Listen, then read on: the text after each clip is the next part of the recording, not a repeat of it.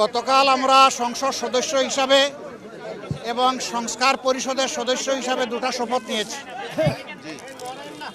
আমরা সংসদে গিয়ে দেশের জন্য ভালো কিছু করতে চাই ইনশাআল্লাহ, আর সংস্কারের মাধ্যমে সমাজের আবর্জনা দূর করতে চাই।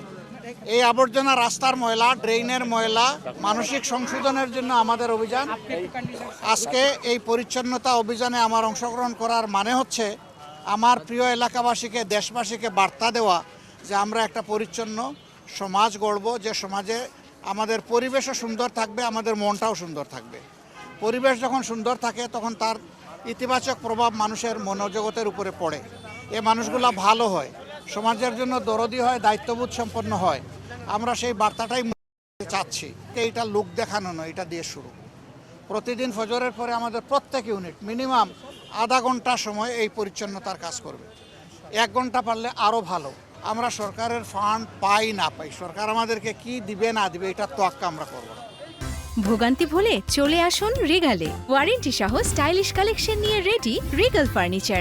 তবে আমরা আশা করব, দাবি রাখবো, এই এলাকার ন্যায্য পাওনা থেকে সরকার যেন এলাকাকে বঞ্চিত না করে। এই এলাকায় আমি শুধু ওয়াদা করি নাই, আমাদের সাথে আরও যত প্রতিদ্বন্দ্বী এখানে নির্বাচনে অংশগ্রহণ করেছেন সকলের ওয়াদা ছিল যে একটা ভালো মিরপুর কাফরুল আমরা গড়ব। এখন সবার সমবেত দায়িত্ব, আমি সকলের সহযোগিতা চাই। আমার সাথে আরও যারা প্রতিদ্বন্দ্বিতা করেছে আমি তাদেরকে আন্তরিক অভিনন্দন জানাই। প্রতিযোগিতা করাটাই একটা বিজয়। এবার আমি হয়েছে, আগামীতে তারা হবেন, অসুবিধা নেই। এটাই গণতন্ত্রের সৌন্দর্য।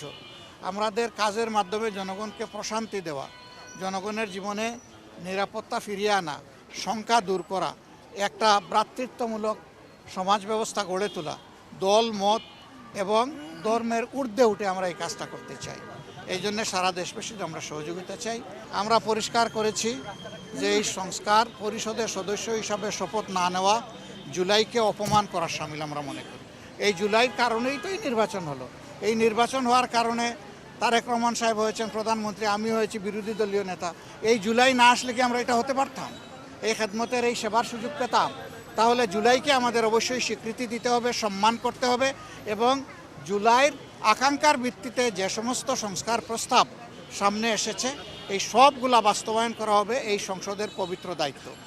যদি সরকারি দল উদ্যোগ নেয়, আমরা বিরোধী দল হিসাবে সর্বাত্মক সহযোগিতা করব। সরকার যদি উদ্যোগ না দেয় তাইলে আমরা জনগণের হয়ে সেখানে কথা বলব, আমরা কিন্তু ছেড়ে দেব না।